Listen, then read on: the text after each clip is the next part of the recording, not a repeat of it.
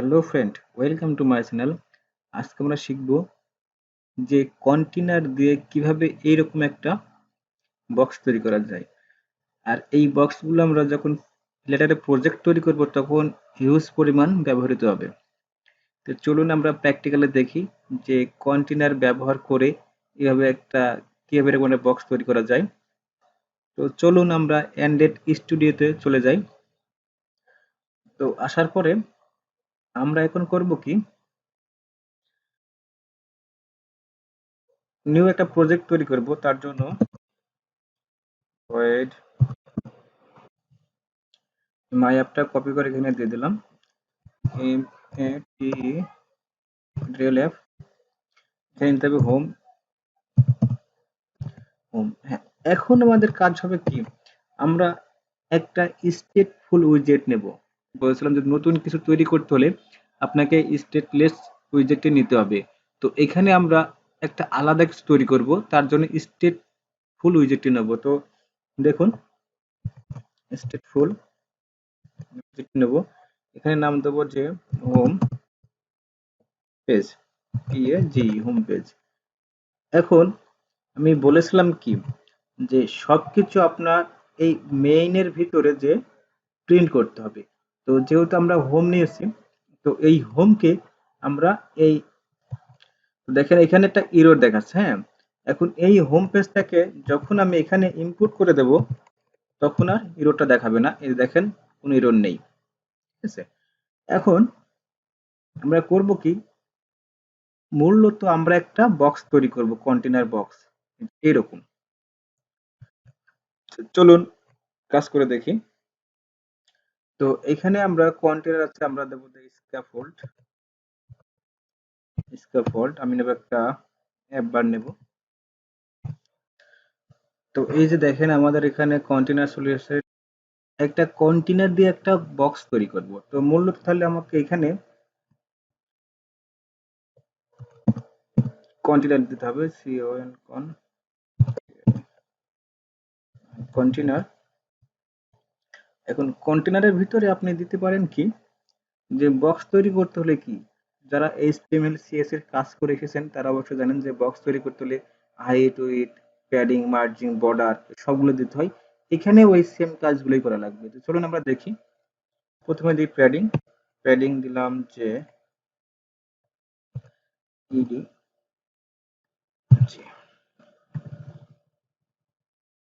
ইড্রেস call দিলাম, যে 20। এখানে মার্জিং ইডিটি ইডেন্টিটি অল দিলাম। এখানে দিলাম যে 20। এখন কালার। তো দেখেন এটা অনেক একটা বড় হয়ে গেছে, এখান থেকে পুরো ডিসপ্লে নিয়েছে। কিন্তু দেখেন যে এই যে মার্জিন, আমরা যে মার্জিন দিয়েছি, এই যে এই মার্জিন আপনার 20 পিক্সেল মার্জিন নিয়েছে। এখানে যদি আমি মার্জিন দিই, দেখ 20 দুগুণে 40, এই 40% মার্জিন এখানে নিয়ে নিয়েছে মার্জিনটা। তো মার্জিন মূলত বলতে কি বোঝায়, চারি সাইড থেকে যে ছোট হয়ে আসছে এটাকে মার্জিন বলা হয়, যে চারিকোণ থেকে ছোট হয়ে আসছে। অর্থাৎ আমি এখানে অল দিয়েছি বলে চারিকোণ থেকে আসছে। আপনারা আরো প্রপার্টি আছে দিতে পারেন।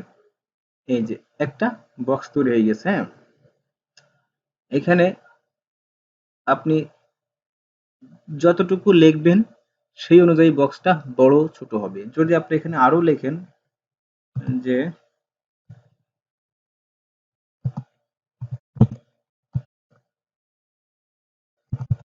This is box, this is box, এই যে বক্সটা আপনার লেখার ধারণার জন্যই বড় হচ্ছে। এখন আপনি, আমার কাজ ছিল কি, এই যে চারিকোণের যেটা বর্ডার আছে, এই যে একে বর্ডার বলা হয়, একে। তো এই বর্ডারটা আমরা দেব। হ্যাঁ, এখানে একটা এরর দেখা গেছে, এটা আপনাদের বুঝতে হবে। Package Flutter SRC Windows container dot dot dot failed accessed line এত এত। এখানে আপনার বোঝাচ্ছে যে যদি আমি বক্স ডিরেকশন ব্যবহার করে দেখেন রয়েছে ডিরেকশন, বক্স ডিরেকশন। বক্স ডিরেকশনের ভিতরে আপনি কালার ইউজ করতে পারবেন, কিন্তু বাইরে কালার ইউজ করতে পারবেন না। এই যে এটা যদি কেটে দিই তাহলে এরর থাকবে না।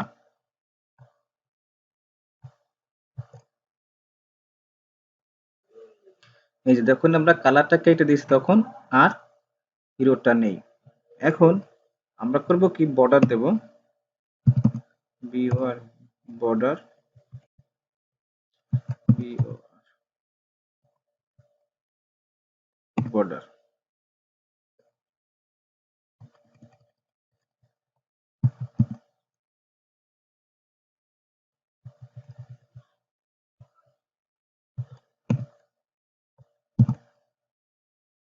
বর্ডার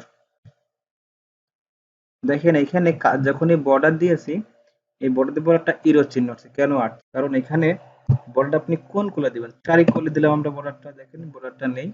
আমরা যখনই আমরা অল ইউজ করলাম তখনই ইরোরটা উঠে গেল। কারণ কি, একটা নির্দিষ্ট দিক উল্লেখ করে দিতে হবে যে বর্ডারটা আপনি কোথায় দিতে চাচ্ছেন। আমি চাচ্ছি যে বর্ডারটা আমার বক্সের চারি কোল থেকে আসবে, তারই বর্ডার অল ডট কালার দিলাম সিও এলো কালার রেড, সরি আমি দিলাম কালারটি দিলাম কি রেড, কালার ডট রেড, অর্থাৎ আমার বর্ডারের চারিকোলে লাল আকারের একটা বর্ডার আসবে। তো এটা যদি আমি সেভ করি, তো দেখেন এই যে চলে এসেছে, লেখার চারিকোলে একটা রেড বর্ডার এসে। এখন আমি চাচ্ছি কি, যে বর্ডার রেডিউস আমি তার কাছে ছেড়ে দেবো, তার দেবো কালার দেবো border radius B O R sorry delete B O R border radius. দেখেন যখন আমি বর্ডার রেডিউস 8 উল্লেখ করলাম তখন এই কোণাগুলো একটু গোল হয়ে আসলো। এখন আমি চাচ্ছি যে একটা বক্স শ্যাডো দেবো, একটা বক্স শ্যাডো দেবো, বক্স শ্যাডো। আমার এখানে একটা রেড সিগন্যাল এসেছে, তার উদ্দেশ্যে কারণ কি, বক্স শ্যাডোটা থার্ড ব্র্যাকেটের ভিতরে হবে। আমি যখনই থার্ড ব্র্যাকেট দিয়ে দেবো, তো দেখেন এটা আমি কপি করলাম, ব্র্যাকেট ক্লোজ বি, দেখেন এটা আর কোনো রেড সিগন্যাল দেয়নি, অর্থাৎ এখন মোটামুটি পুরো পারফেক্ট আছে। এখন আমি যদি এটাকে, যখনই আমরা এই বক্স শ্যাডোকে থার্ড ব্র্যাকেটের ভিতর দিয়ে দিলাম তখনই আর কোনো, তো দেখেন এই যে এটা গ্রিন চলে এসেছে। এখন আপনি ইচ্ছা করলে এখানে হাইট ওয়াইট উল্লেখ নির্দিষ্ট করে দিতে পারেন। যদি আপনি নির্দিষ্ট করে দেন তাহলে হচ্ছে ওর বেশি শেয়ার কাজ করবে না। ওয়াইট উল্লেখ যদি না করে দেন তাহলে হচ্ছে আপনার এটা, আপনি যত লিখবেন তত বড় হবে বা ছোট হবে এরকমটা কাজ করবে। এখন আপনি আর একটু খেয়াল করতে পারেন যে আপনি যদি যদি 20 দেন বর্ডার রেডিয়াস, দেখেন পুরো গোল হয়ে যাচ্ছে, 100% দিলে পুরো গোল হয়ে যাবে। সিম্পল একটা কন্টেনার। ও আমার কন্টেনারের কালারটা ছিল কি, এখানে যদি আমি গ্রিন দিই, জি আর গ্রিন,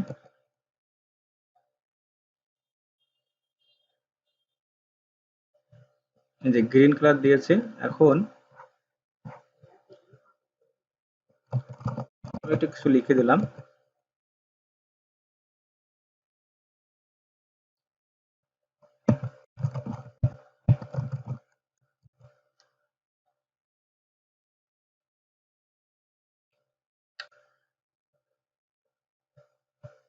আমি সেম সেম করে দিলাম প্যাডিং মার্জিং। দেখেন এটা একটা আয়তক্ষেত্র হয়ে গেছে।